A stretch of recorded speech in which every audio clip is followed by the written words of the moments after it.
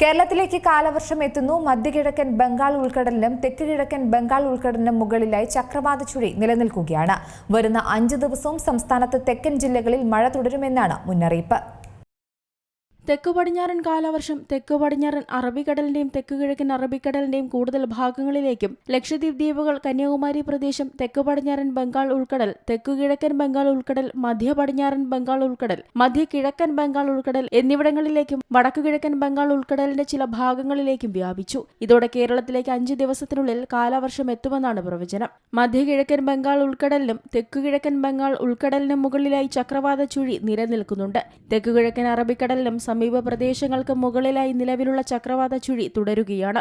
തെക്കു പടിഞ്ഞാറൻ അറബിക്കടലിനും സമീപ പ്രദേശങ്ങൾക്ക് മുകളിലായി മറ്റൊരു ചക്രവാത ചുഴിയും നിലനിൽക്കുന്നു. ജൂൺ 3 വരെ കേരളത്തിലും മാഹിയിലും ഒറ്റപ്പെട്ട ശക്തമായ മഴയ്ക്ക് സാധ്യതയുണ്ട്. ഇടിമിന്നലോടും മണിക്കൂറിൽ 40 മുതൽ 50 കിലോമീറ്റർ വരെ വേഗതയുള്ള ശക്തമായ കാറ്റോടും കൂടിയ വ്യാപകമായ മഴയ്ക്കാണ് സാധ്യതയെന്ന് കേന്ദ്ര കാലാവസ്ഥാ വകുപ്പ് പ്രവചിക്കുന്നു.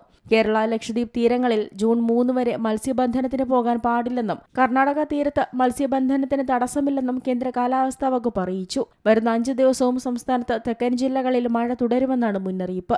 തിരുവനന്തപുരം മുതൽ എറണാകുളം വരെയും മലപ്പുറം, കോഴിക്കോട് ജില്ലകളിലുമാണ് ഇന്ന് യെല്ലോ അലർട്ട് ഉള്ളത്. നാളെ മധ്യ കേരളത്തിൽ ഒറ്റപ്പെട്ട ശക്തമായ മഴയ്ക്ക് സാധ്യതയുണ്ടെന്നും കേന്ദ്ര കാലാവസ്ഥാ വകുപ്പിന്റെ മുന്നറിയിപ്പിൽ പറയുന്നു. News desk Zee Malayalam news. ഏറ്റവും പുതിയ വാർത്തകളും വിശേഷങ്ങളും വിരൽത്തുമ്പിലറിയാൻ സീ മലയാളം ന്യൂസ് എല്ലാ ഡിജിറ്റൽ പ്ലാറ്റ്ഫോമുകളിലും ലഭ്യം.